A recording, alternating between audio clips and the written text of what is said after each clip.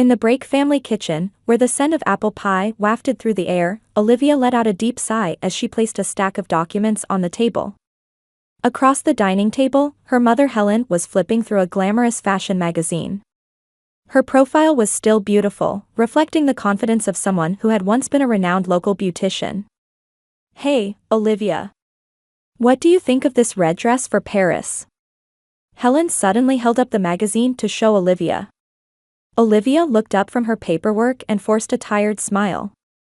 "It's lovely, Mom." She had no energy to offer more of an opinion. There was a mountain of insurance policy renewal documents that needed to be completed by tomorrow. Her father Charles's insurance agency, Brake Insurance, was well respected locally, but behind that reputation was Olivia's dedicated work. After high school, Olivia had wanted to go to college, but at her father's plea, she began helping with the family business. 16 years had passed since then. "Oh, Lindsay." Helen's voice echoed through the kitchen, and Olivia looked up again. Helen was beaming while looking at her smartphone screen. Her Instagram followers have increased again. "Looks like that recent photo shoot paid off. That girl really has an eye for these things." Olivia responded with a silent smile. Her sister Lindsay had been working in the New York fashion industry for only 3 years, but her flashy lifestyle was already creating buzz on social media. Lindsay was the only one in the family who had been sent to college. "Olivia, when will you finish those documents?" Her father Charles's voice came from the living room. He was known locally as the trusted insurance man. Olivia handled most of the actual work, but Charles was the face of the business. "I'll be done soon, Dad." "Definitely by tomorrow morning," Olivia replied in a tired voice. She had been staying up late recently and wasn't feeling well, but working hard for her family had been her habit since childhood. When Lindsay, then 6 years old, suffered from severe pneumonia, it was Olivia who took care of her instead of their parents. Despite having school, she remembered clearly how she had looked after her sister for a week, barely sleeping. "Oh, Dad. Look." Lindsay burst into the house while they were preparing dinner. Her face was flushed with excitement. Her father looked up from his newspaper. "Tickets to Paris Fashion Week. I finally got them." Lindsay's voice was pitched with excitement. Since she was little, she had dreamed of attending Paris fashion shows. "Congratulations, Lindsay." Her mother jumped up with joy and rushed to Lindsay. Her father also had a broad smile on his face. "Actually, I have 3 tickets. One for me, and one's for Dad and Mom too." The living room erupted with cheers at Lindsay's words. Olivia watched her family's joy from the kitchen and smiled. "I wish I could go too," Olivia whispered softly. For Olivia, who had never been to Europe, Paris was a dream destination. Did you say something?" Her mother turned around. "I wish I could go too," Olivia said shyly. For a moment, the room fell silent. "But, Olivia, someone needs to look after the company, right?" Her father's words were kind but resolute. "That's right. It's an important time for policy renewals. Dad's company can't function without you," her mother added, and Lindsay nodded in agreement. "Besides, there are only 3 tickets." "Sorry, Olivia," Lindsay's voice held no genuine regret. Olivia tried to maintain her smile. "I understand. It's okay. Have a good time." That night, with just 2 days until departure, the family dinner was filled with talk of Paris. Olivia ate quietly, gradually feeling her headache and sore throat getting worse. She seemed to have caught a cold. However, telling her family would only ruin their happy mood before the trip. Olivia silently took some pain medication and went to bed early. The next day, Olivia was suffering from a high fever from the morning. Still, she went to work and processed the remaining documents.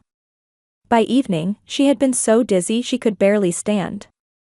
When she returned home, her family was in a frenzy preparing for the trip. "Olivia, what do you think of this dress?" Lindsay asked, holding up a glamorous dress.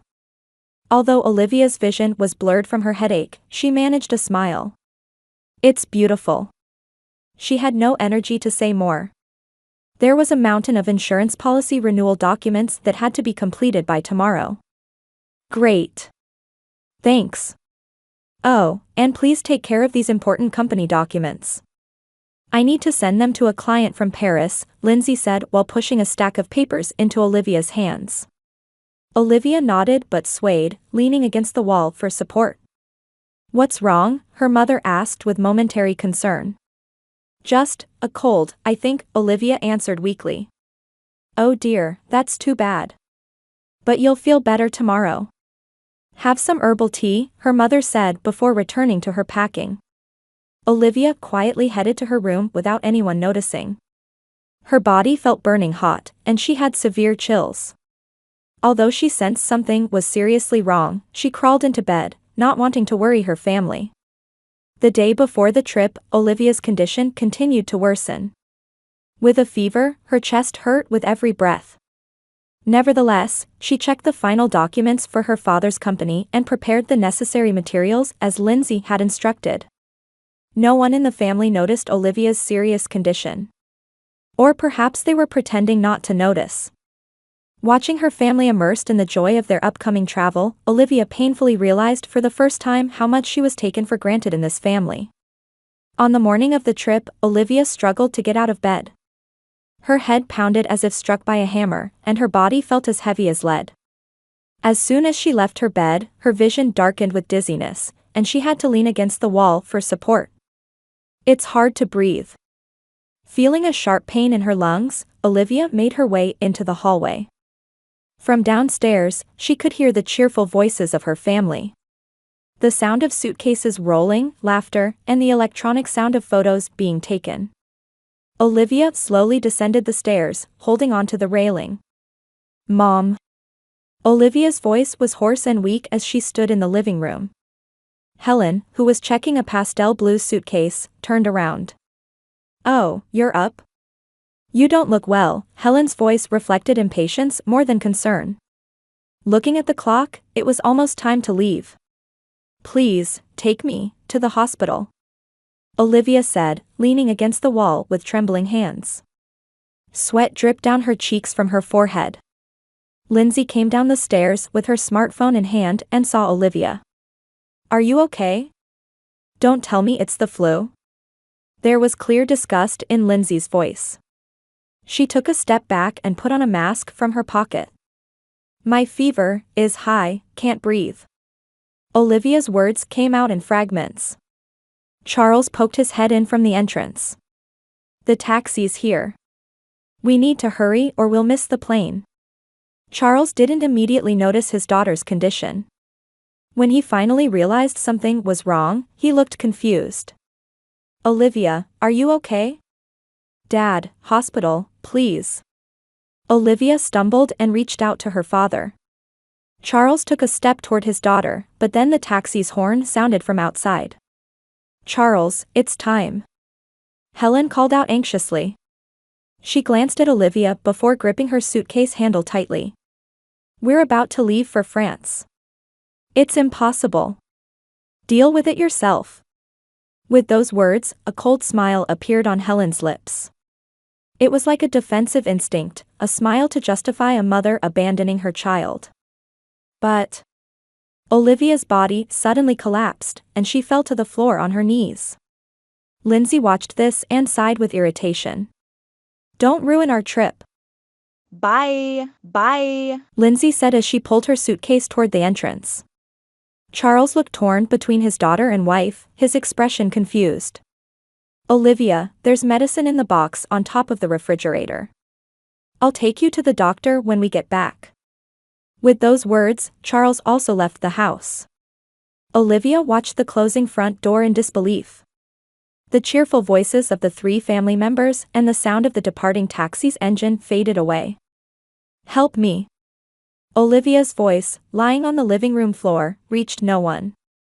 She spotted her cell phone on the table, but it was out of reach. Every attempt to move sent sharp pain through her chest. Even breathing was difficult. Olivia curled up on the floor, feeling her consciousness slipping away as she trembled. The room fell silent, with only the second hand of the clock ticking coldly. Olivia's breathing became rough and irregular. The light coming in from outside hurt her eyes, and her head felt like it was exploding. Jessica. The name of her longtime friend escaped faintly from her lips. She had plans to meet Jessica this weekend. If only she would come. But that was still 2 days away. Just before losing consciousness, Olivia thought of her family's faces. The days when she had nursed a feverish Lindsay as a child. The surprise cake she had secretly made for her mother's birthday. The nights she had stayed up helping when her father's company was in crisis. Why? With those words, Olivia's consciousness sank completely into darkness.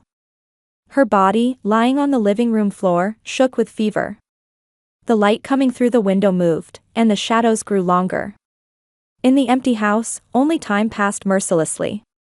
2 days later, in the afternoon, the sound of the doorbell echoed through the silent house. After a while, there was the sound of a key turning. Olivia? Are you here? We had plans, but I was worried when you didn't answer your phone. Jessica's voice came from the entrance. As she moved down the hallway and opened the living room door, she found Olivia still lying on the floor. Olivia! Jessica screamed and rushed to her friend. Olivia's skin was abnormally hot, and her breathing was shallow and irregular. Hang in there. I'm calling an ambulance. Olivia's consciousness was far away. Jessica's voice, the ambulance siren, the sensation of being placed on a hospital stretcher, all remained only as distant, blurred memories, as if heard underwater. Looking up at the white ceiling of the hospital, Olivia was slowly regaining consciousness. N4 line was connected to her arm, and an oxygen mask covered her face. Someone was talking quietly in the corner of the room. At first, she couldn't understand who was speaking. There's a risk of fluid accumulating in her lungs if this continues. Let's continue the antibiotics and monitor her condition. It was a doctor's voice. The female voice that responded was Jessica's. Olivia tried to open her eyes, but her eyelids were heavy and wouldn't move as she wanted. Olivia? Jessica noticed and came closer. Relief spread across her face. Thank goodness you're awake. You're going to be okay, now. Olivia tried to say something, but her throat burned painfully, and only a hoarse voice came out. My family. At those words, Jessica's expression clouded. They're still in France. I've been in contact with them, but... Jessica hesitated. Olivia could sense her friend's anger. Actually, I posted about you on social media. I'm sorry. But I thought what they did was too cruel. Olivia weakly shook her head. She didn't fully understand what was so cruel yet. She only remembered that her family had left her behind to go on their trip. That cold smile, Lindsay's words, don't ruin our trip. What kind of post? Olivia's voice was faint. Jessica hesitantly took out her smartphone and showed her the screen. The post included a photo of Olivia in a hospital bed wearing an oxygen mask. Hundreds of comments were lined up in the comment section. I'm sorry, Olivia. But I thought everyone should know. There were tears in Jessica's eyes. Olivia squeezed her friend's hand and nodded slightly. She felt more tired and sad than angry. Everyone in town is angry, Jessica said. Olivia closed her eyes at her friend's words. It was painful to think about her family. What were they doing in Paris right now? Were they worried about her at all? The door to the hospital room opened, and a woman entered. Her silver hair was neatly arranged in a chignon, exuding an old-fashioned elegance. Olivia. It was her grandmother, Elizabeth. She hurried to the bedside and took her granddaughter's hand. Jessica contacted me, and I got on a plane right away. I was so worried about you. There were tears shining in Elizabeth's eyes. Olivia felt her own tears welling up at her grandmother's kindness. Grandma, thank you. Elizabeth placed her hand on Olivia's forehead and gently stroked her hair. I tried calling Helen many times, but couldn't get through. That girl, leaving her daughter in this condition. There was a mixture of anger and sadness in Elizabeth's voice. She had also seen Jessica's post. Helen had a difficult childhood, Elizabeth said, sitting down beside Olivia's bed and beginning to speak quietly. When she was small, we were struggling financially, and I was working 2 jobs. I couldn't give her enough love and attention. She was always alone and felt lonely. Regret showed in Elizabeth's eyes. But that's no excuse for your mother to treat you this way. If anything, having experienced loneliness herself should have made her determined not to let her daughter feel the same way. Elizabeth let out a deep sigh. Listening to her grandmother's story, Olivia felt she could understand a little bit about the background of her mother's coldness. But still, what happened this time was unforgivable. The TV in the hospital room was on at a low volume. A local news program was playing, and the announcer's voice could be heard. Shocking news has spread about the president of local insurance agency, Break Insurance, and his family departing for a Paris trip, leaving behind their seriously ill daughter. This story, which began with a social media post, has drawn criticism from many citizens. Olivia was surprised to see the screen. The story had become such a big topic that it was even being covered in local news. We have information that multiple customers have requested to cancel their contracts following this news. Elizabeth turned off the TV with the remote. Don't worry about it. Your recovery is the most important thing right now. Olivia could only nod. Thinking about the impact on her father's company made her chest hurt. Even after being hurt so deeply, she couldn't help but wish for her family's happiness. Jessica's post spread rapidly, being picked up not only by the local community but also by national news sites. It sparked discussions on what family bonds truly mean, and the Break family became the subject of a moral lesson. In Paris, notifications began flooding Lindsay's smartphone. At first, she thought they were messages from friends, but she soon realized that comments of condemnation were pouring in from strangers. Mom, something terrible is happening, Lindsay showed her smartphone to her mother with trembling hands at a cafe after a fashion show. The color drained from Helen's face. Charles also peered at the screen and looked dismayed. Olivia is hospitalized? Charles's voice was shaking. He hurriedly took out his smartphone and called the office. The answering machine at the office had several messages from angry customers canceling their contracts. We need to go back immediately. Charles decided, and Helen and Lindsay nodded. Their faces showed fear and guilt. A few hours later, the 3 had canceled their Paris tickets and purchased new ones at a high price for a return flight to America. At the hospital, Olivia's condition was slowly beginning to improve. Grandmother Elizabeth never left her side, and Jessica also visited frequently. Surrounded by their love, Olivia felt cherished for the first time in a long while. Olivia, you are a wonderful person, Elizabeth said quietly while knitting by the bedside. Your kindness and patience should have been appreciated more. But things will be different now. Live your life for yourself. Olivia's eyes welled up at her grandmother's words. She felt as if her value, after years of devotion to her family, was finally being recognized. Hurried footsteps echoed in the hospital corridor. Charles, Helen, and Lindsay were heading toward the nurse's station with tired expressions. Their complexions were poor from jet lag and panic, especially Helen, who was visibly distraught. Her hair, usually perfectly styled, was disheveled, and her makeup was fading. Which room is Olivia Break in? We're her family, Charles asked the receptionist nurse. His voice was trembling, unlike his usual confident tone. The nurse looked up at the 3 and seemed to hesitate for a moment. Room 304. But she has visitors at the moment. The 3 hurried in the indicated direction. Upon reaching the door, Charles took a deep breath and knocked. There was no response, but he slowly opened the door. The hospital room was quiet. Olivia lay in the bed by the window, wearing an oxygen mask. Beside her sat Elizabeth with a solemn expression, holding Olivia's hand. Elizabeth's eyes turned cold as ice when she saw the 3 enter the room. So you've finally come, Elizabeth's voice was filled with anger. Olivia opened her eyes and looked at her family. Her expression revealed nothing. Mother, we came back as soon as we heard that Olivia was in serious condition, Helen said as if making an excuse. Elizabeth stood up and confronted her daughter. Immediately? Because of your delayed return from Paris, Olivia has been in the hospital for 4 days now. You shouldn't have left in the first place, seeing her condition. Elizabeth's voice was low but trembling with barely contained anger. Charles bowed his head and tried to approach Olivia's bed.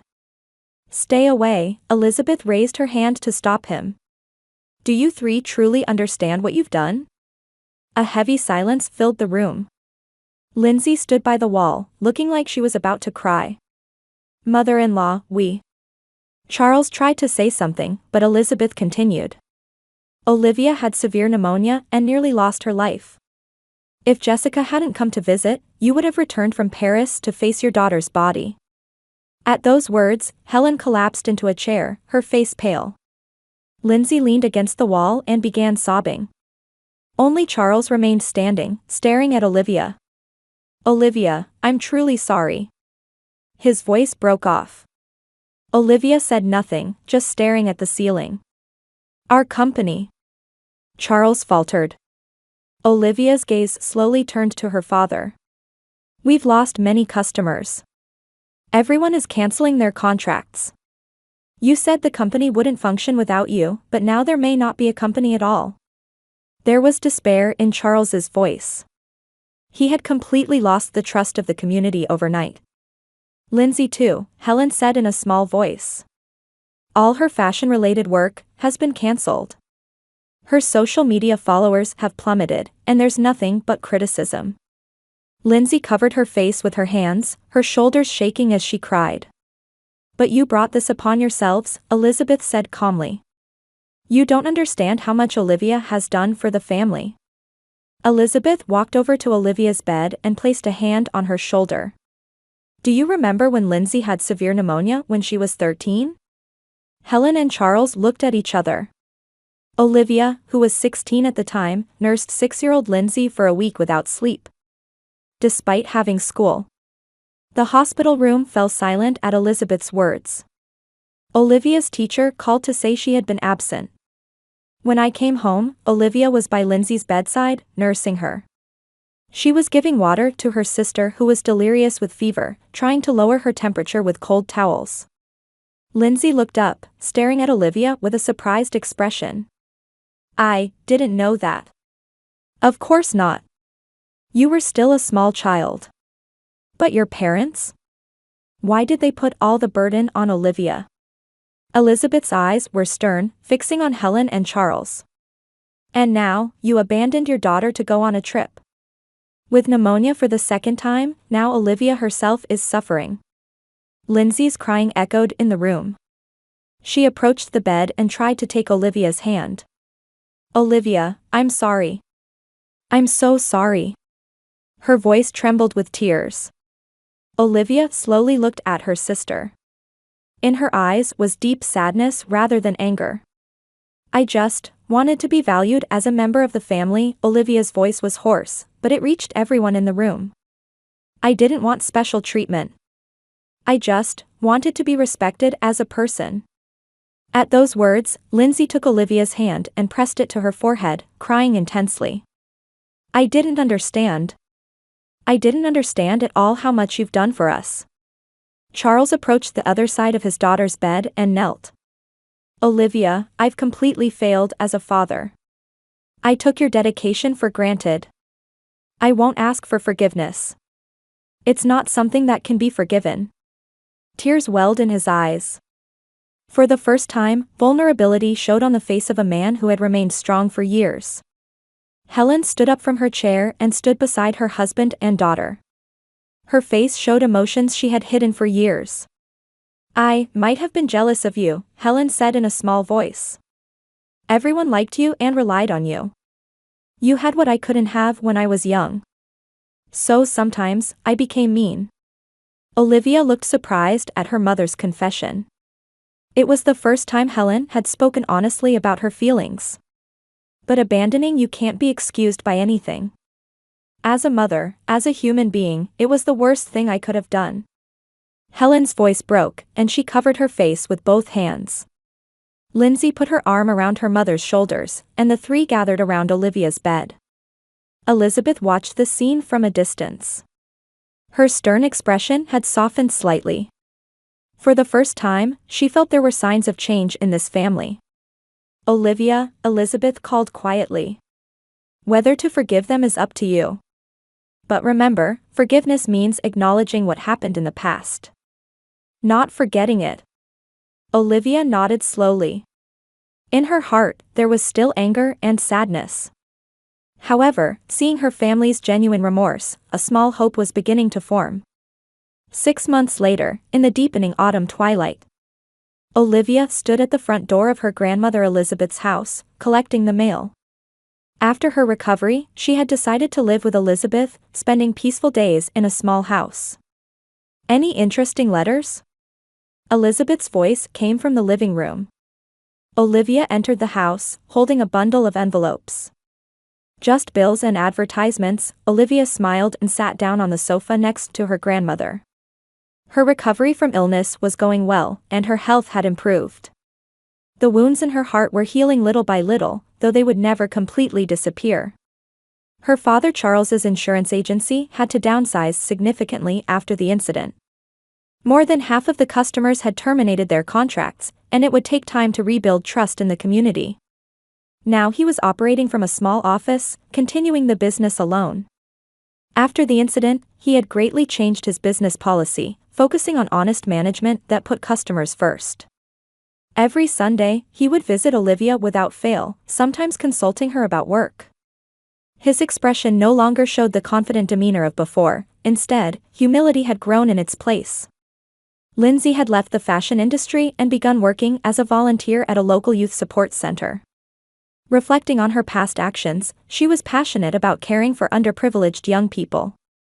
She especially focused on supporting teenagers struggling with family relationships. Every Wednesday, she would have lunch with Olivia, gradually trying to rebuild the broken bond between sisters. "Lindsay called," Elizabeth said while knitting. "She wants to talk to you about Christmas plans." Olivia nodded slightly. Christmas was still 2 months away, but it would be the first time the whole family would spend it together since the incident. Helen had undergone the most significant change. She regularly attended psychological counseling, confronting the problems in her parenting. She gained a deeper understanding of the lack of affection she had received and its impact on her children.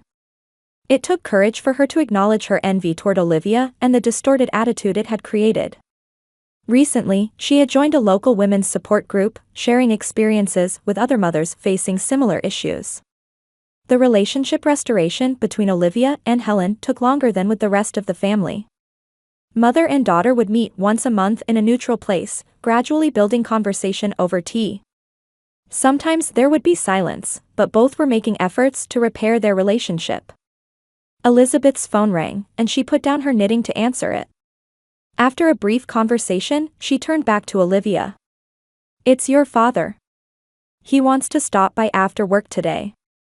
Olivia nodded, gazing out the window. Complex emotions still swirled within her.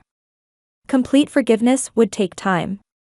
However, seeing her family sincerely repent and try to change, she was gradually opening her heart.